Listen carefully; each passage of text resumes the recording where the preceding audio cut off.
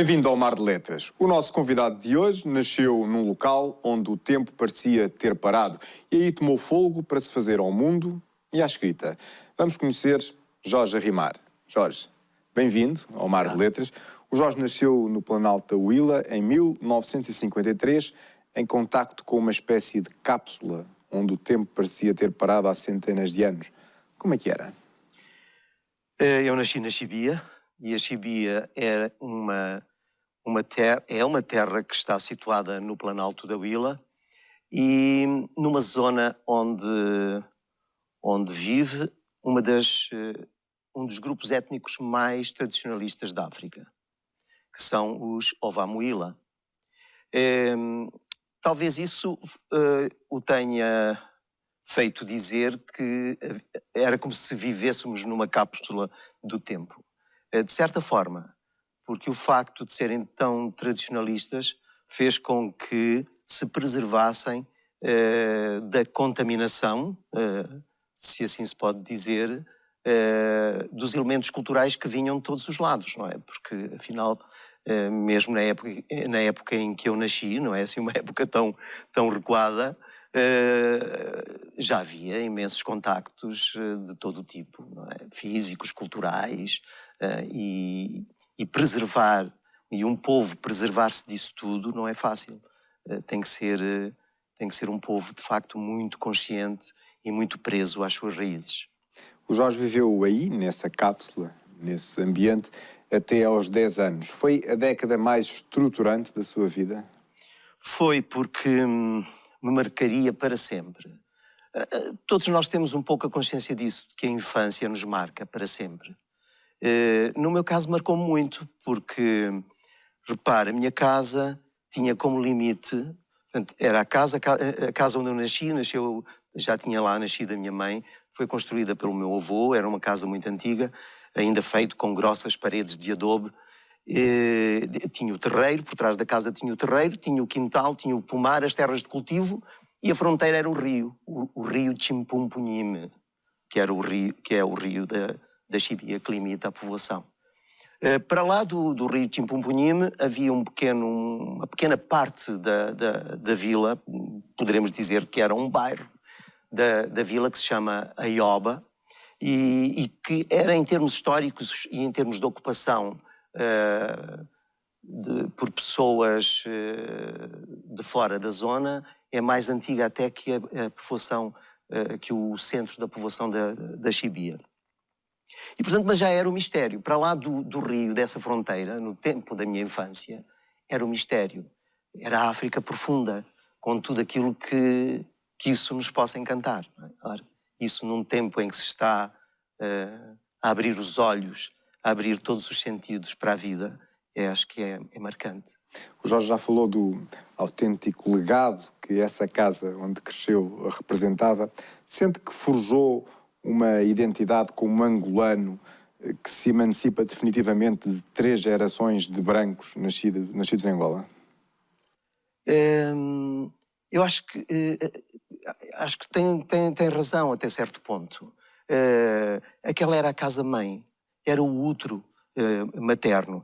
E curiosamente, é pela via materna onde mais nos enraizamos na terra angolana. Do lado da minha mãe, a família era tão antiga que nós tínhamos 4 gerações, pelo menos que se saiba, claramente nascidas naquela terra. Portanto, os meus antepassados do lado da minha mãe, do lado do meu pai também somos bastante antigos, mas do lado da minha mãe, enfim, aquelas gerações enraizam-se com o nascimento das primeiras povoações no século XIX. E até mais tarde, porque ainda há um elo muito antigo com a povoação da Huila, que foi fundada nos finais do século XVIII. É aí, nesse ambiente, que o Jorge vem a descobrir os livros. Foi mágica a descoberta da leitura para si? Olha, os livros...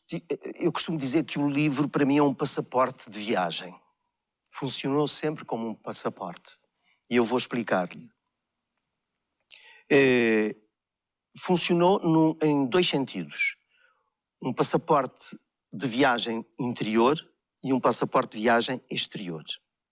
Interior no sentido de que eu comecei lendo, comecei a perceber melhor o que me rodeava, não só olhando, não só perguntando, falando, aprendendo a língua da terra para melhor perceber as pessoas e os seus rituais e a sua cultura, como alguns livros, muito poucos ainda, que nos falavam dessa realidade. E eu estou a lembrar-me agora da magnífica obra de Carlos Esterman, que se chama A Etnografia do Sudoeste Angolano. E Carlos Esterman, através desse livro, é um elemento muito importante na minha formação como homem e como homem de letras também.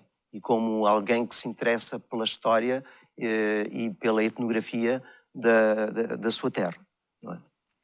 E é através dos livros que isso se faz. E começa a sentir que a oralidade não chegava, não bastava, e que era preciso passar da oralidade à escrita. Então, tem aí um livro ao seu lado que se chama Ovachilongo, que na língua da terra, que é o Olunhaneca, quer dizer gente da terra, não é? Povo, é o título desse livro. E se reparar na página que está, na capa que está virada para si, é a capa do primeiro livro. Foi publicado em 75, em Angola. Portanto, com poemas que vão sendo feitos entre 72, 73, 74, 75. E revelam todo esse meu interesse, todo esse meu empenhamento em saber melhor, em saber de uma forma mais profunda o que se passava à minha volta. Era poeta que queria ser quando fosse grande? Eu comecei por ser poeta. Mas em Jorge, pequenino, era como poeta que se via quando fosse grande? Sim, era como poeta, mas não só, era como alguém que gostava da palavra e que precisava dela para ir mais longe. Fosse pela poesia, fosse de outra forma qualquer.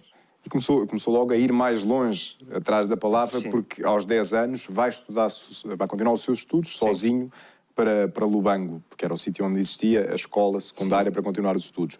Desde muito novo que se sentiu independente?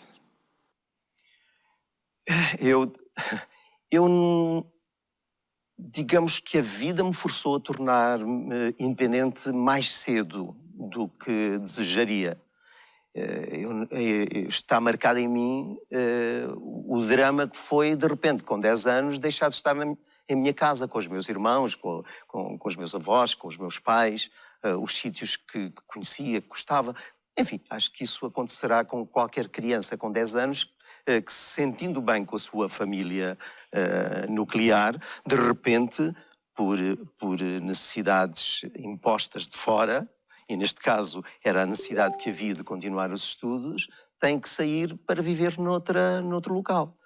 Claro que não era um local muito longínquo, só eram 40 quilómetros a distância da minha terra para a cidade capital da província. Mas naquele tempo levava-se bastante, digamos, o tempo que levávamos a percorrer esta distância era muito maior. Mas de qualquer forma era relativamente próximo e eu acabei por ficar hospedado em casa de uns parentes, de uma prima, dos primos da minha mãe. De qualquer forma foi terrível porque eu adorava o espaço em que estava e até lá não conhecia outro. E, portanto, e como é que foram esses anos do secundário? Já ia escrevendo alguma coisa nessa altura? Sim, escrevia, mas ainda muito pouco, muito incipiente. Lembro-me que escrevia alguns pequeninos artigos para o jornal escolar. Só quando estava no ensino secundário, portanto, havia o ciclo preparatório e depois o secundário. Só já quando estava no ensino secundário é que comecei a ter outros interesses, outras ambições em termos literários e constituí com um grupo de amigos também do ensino secundário o grupo cultural da Willa, o Grupo Willa. E este grupo, que tem de facto como característica principal a juventude dos seus elementos, dado que nem sequer eram ainda universitários, portanto estariam entre os 17 e 18 anos, criam este grupo e é um grupo com muitas ambições. É um grupo que cria um suplemento literário no jornal da Willa, suplemento literário esse que eu dirigia e que mantinha com alguns dos meus primeiros poemas foram publicados precisamente nesse suplemento literário, que tinha também uma característica muito interessante, e que mostrava também alguma coragem da parte destes jovens nos quais eu me incluía, porque usávamos um pequenino texto de um poema do Maurício de Almeida Gomes, que dizia: mas onde estão esses filhos de Angola que não os ouvimos exaltar a sua terra, as suas coisas, assim, mais ou menos. Eu agora falei de uma forma mais livre, porque não me lembro já muito bem como é que era o poema. Mas era ao mesmo tempo, de uma forma assim leve, mas para a época era Sinais de já ousadia. um desafio, um pequeno desafio. Um desafio e alguns sinais de ousadia, tendo em conta o contexto colonial em que se vivia. Claro. O Jorge acaba por sair de Angola em 1975 e chega a Lisboa, mas sem o estatuto de retornado, o que levantou problemas a roçar-os da sobrevivência. Eu venho como um refugiado, como refugiado. Aliás, eu venho neste grosso de gente que foge para todos os lados. Geralmente há uma tendência para se olhar só para o grupo que veio para Portugal.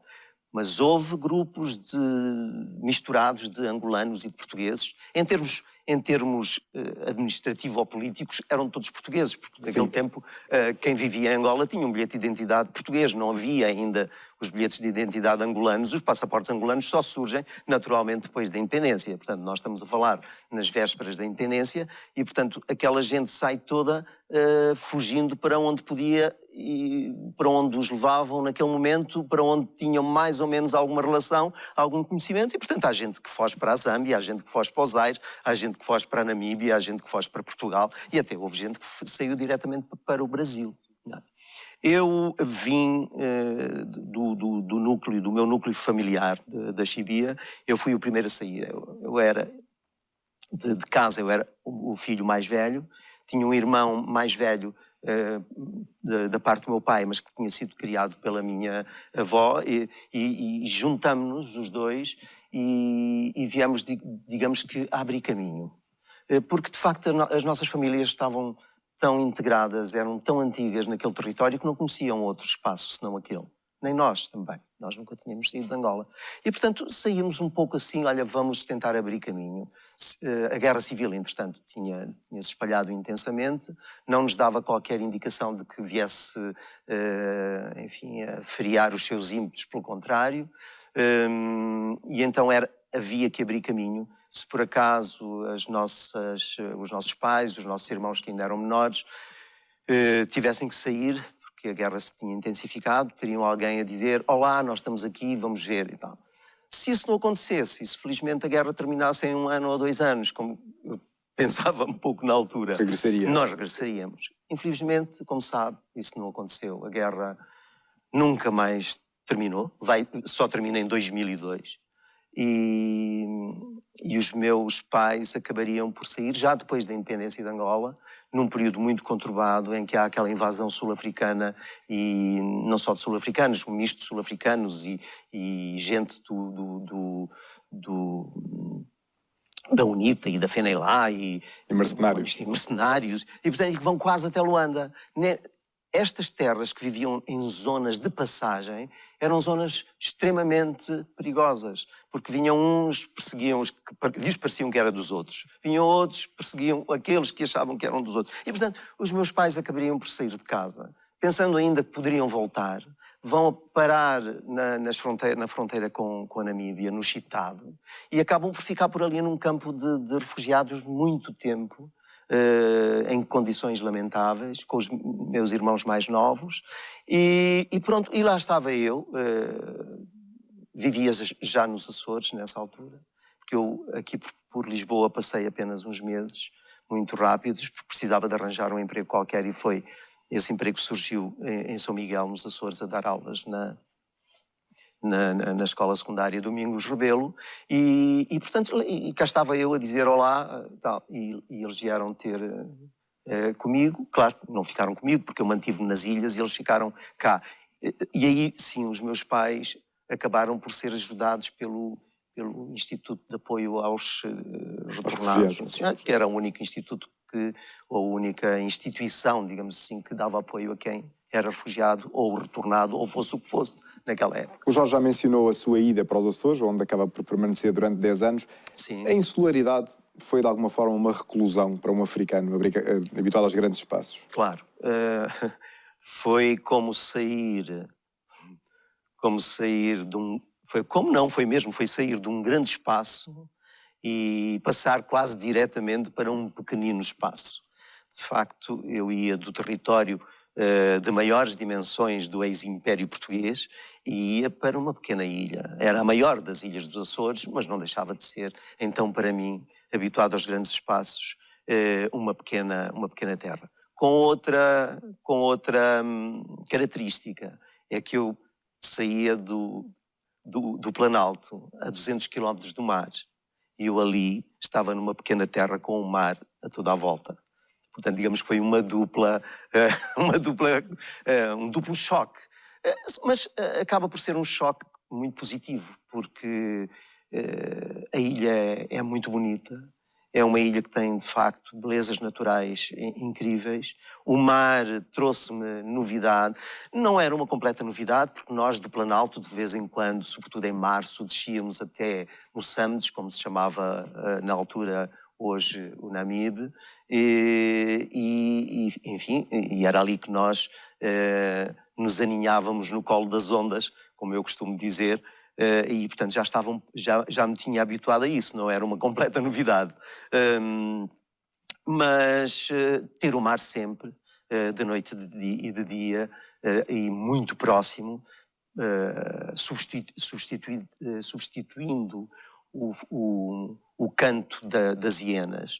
As hienas não são propriamente pássaros, não cantam, mas à noite parecia que cantavam ou choravam como bebés. Portanto, essas sonoridades dos tambores, das hienas e de outra bicharada que estava muito próximo da minha casa, foi substituído pelo barulhar do mar. Sim, por esse barulho do mar que era constante. O Jorge acaba, como eu disse, por ficar 10 anos nos Açores, depois vai para Macau, onde permanece também uma longa temporada. Pelo caminho interessa-se e licencia-se em História, começa a fazer estudos e a publicar sobre História, faz inclusivamente um curso de teatro, enfim, tem uma vida bastante preenchida. Em 2002 sei que regressa a Angola. Foi para ver se conseguia fixar raízes no seu país? Eu nunca deixei de ter as raízes do meu país em mim. Aliás, percebe-se isso até pela minha vida, pelas coisas que fui fazendo e pelos livros que fui publicando. Eu estava fisicamente distante de Angola, mas Angola esteve sempre em mim. O que acontece é que eu saio de Angola por causa da Guerra Civil. E ela mostrou-nos, mostrou a todo o mundo, que era um monstro a rédea solta, não é? Destruiu um país inteiro, desmembrou famílias, cortou, esgaçou o tecido social, transformou tudo de uma forma muito forte e muito cruel. Portanto, eu saí com a Guerra Civil e voltei quando ela terminou. No ano em que ela termina, em 2002, eu pouco tempo depois, poucos meses depois, estava lá. E vi como estava a terra, não é? Ainda estava cheia de feridas, ainda estava lambendo as suas feridas e a tentar que elas cicatrizassem. E eram muitas as feridas no corpo da minha terra. Claro que para mim foi ainda hoje sinto com alguma emoção a minha chegada, sobretudo a minha chegada à minha terra natal, à Chibia. Ao Planalto. Ao Planalto. Chegar ao Planalto para mim foi uma emoção indescritível. Comigo ia o Eduardo Agualusa e até foi comigo que ele conheceu a minha terra, a Chibia. E ele achou tão interessante e tão emotivo aquele encontro de um filho da terra que estava há 27 anos sem lá pôr o pé e que chega e da forma como chega, e 27 anos depois como foi recebido, que se virou para mim e disse assim, olha, eu gostei tanto deste momento e gostei tanto desta terra, que o próximo livro que publicar, que escrever e publicar, terá a tua terra também como elemento importante. E assim foi. É na sequência desta estadia, deste encontro conjunto com a Chibia, que a Água Lusa escreve o seu grande livro, O Vendedor de Passados. Na sua dedicatória a mim, lembrando aqueles momentos especiais que viveu comigo, ele dizia este livro ao Jorge Arrimar, porque este livro contém, porque me deu a conhecer a Chibia, uma das coisas melhores que este livro tem. É mais ou menos assim a dedicatória que ele faz.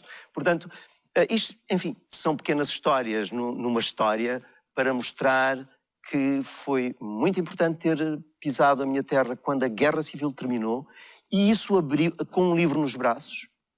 Eu levei o primeiro livro da trilogia dos Planaltos, o Planalto dos Pássaros, que foi lançado em Luanda e depois foi lançado no Lubango, já na Huila, e foi uma emoção ter voltado tanto tempo depois e ter trazido um filho. Esta trilogia de obras do nosso convidado de hoje, sobre os Planaltos, inicia-se com o Planalto dos Pássaros, prossegue com o Planalto do Salalé e termina com o Planalto do Quissombe. Vamos ouvir um pouco desta obra. Este redondinho como uma bola e duro como a madeira é um maboque. O outro é uma nocha. Já provei e sabe bem. Pode ser que possas fazer licor com eles, disse-lhe entusiasmado. Ela agradeceu-lhe, pegou no maboque, sentiu o seu peso e mediu-lhe a dureza. Cheirou-o, mas nada sentiu. Chocalhou-o e ouviu o barulho de um líquido que não era solto, mas viscoso. Já a nocha era completamente diferente. Molinha, macia e fortemente odorífera. Recordava que sorriu pela primeira vez em muitos dias. Finalmente, a nova terra se abria para ela.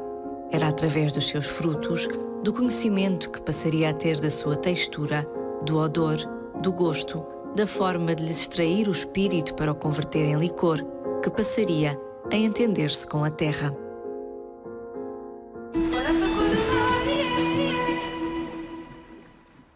Jorge, numa espécie de itinerário interior, o Jorge deriva para a prosa, mas sem nunca abandonar nem a poesia, nem a ficção histórica, nem os contos. Os contos são réstias da oralidade da sua infância, só que passadas a limpo? Poderão ter um pouco disso, sim, mas não se ficam por aí, porque alguns dos contos têm por base realidades que surgem muito depois. Eu tenho tenho alguns contos publicados. O primeiro foi publicado até depois de ter feito o meu primeiro regresso a Angola em 2002. Eu fiquei a residir fora de Luanda, na zona de Catete, e tinha mais ou menos todos os dias de manhã tinha que fazer aquela viagem, na altura muito complicada, até porque a estrada era muito estreita e havia imenso tráfego. E, como lhe disse, a Guerra Civil tinha terminado uns meses antes e, portanto, ainda se vivia intensamente toda aquela fragilidade resultante de tantos anos de guerra. E aquilo que eu fui observando nessa viagem, ao longo dessas viagens que fazia todos os dias, deu para escrever Os Infortúnios de Juvencio, que é o primeiro conto que publico pela Chá de Cachinde, que tem sido a minha editora em Angola. Depois, mais tarde, publiquei um outro numa antologia de escritores de língua portuguesa e que foi publicado no Brasil. E eu fui um dos autores de Angola selecionados para essa antologia. Estão brasileiros, guineenses e de outros países também de língua portuguesa.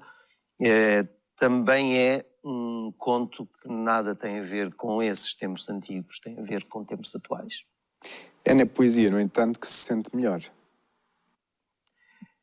Digamos que com a poesia para mim é um pouco como respirar, digamos. Eu comecei tão cedo a exprimir-me pela poesia e a poesia, porque são textos curtos, não quer dizer que sejam textos fáceis de fazer ou que levem naturalmente ou sempre pouco tempo a fazer. Não é isso que eu quero dizer. Lembro-me até do escritor Eugênio de Andrade, que um dia, falando comigo, me disse: as pessoas têm um pouco a mania que uma pessoa se inspira e, passado um bocado, temos um poema feito. E eu gosto de lhes mostrar, quando vem aqui a Serrúbia, ele vive numa travessa, vivia, já faleceu, numa travessa do Passeio Alegre, na Foz, no Porto, e eu conheci, porque eu conheci o Eugênio de Andrade em Macau, enquanto responsável pela biblioteca, e lá recebo, e pronto, e conhecemos-nos ali. Depois disso, quando eu vim a Portugal, fui recebido por ele, e ele mostrou-me, enfim, o seu acervo bibliográfico. E uma das coisas que ele mostrava com muito gosto era o trabalho que às vezes um poema dava. Então tinha um poema feito ao longo de muitas tentativas, de muitas correções, e ele dizia: isto é autenticamente um trabalho oficinal. Veja o tempo que eu levei a dizer, até dizer, este poema está feito, está perfeito, está bom. Até lá foi um trabalho bastante duro, portanto levei muito tempo. Portanto, isto só para dizer que, apesar de eu ter dito que para mim a poesia é como respirar, não quer dizer que ela seja fácil de se fazer. Uns poemas serão mais fáceis e outros mais difíceis, mas de facto é aí onde me sinto mais à vontade. Talvez porque comecei também muito mais cedo a usar este tipo de género literário. Mas também gosto da prosa poética, também gosto da ficção histórica, gosto da escrita de uma forma geral. No fundo, eu tenho tocado um pouco em quase todos os géneros literários. E é em poesia e com a sua poesia que vamos terminar o programa de hoje. Eu, para já, começo por agradecer a sua presença aqui no Mar de Letras, convidá-lo agora a ler um dos seus poemas. Terminamos assim mais um programa e fazemos-o pela voz do nosso convidado, que nos vai dar o prazer da interpretação de um dos seus poemas. Quanto a nós, agradeço a sua companhia, marque encontro no próximo programa. Até lá.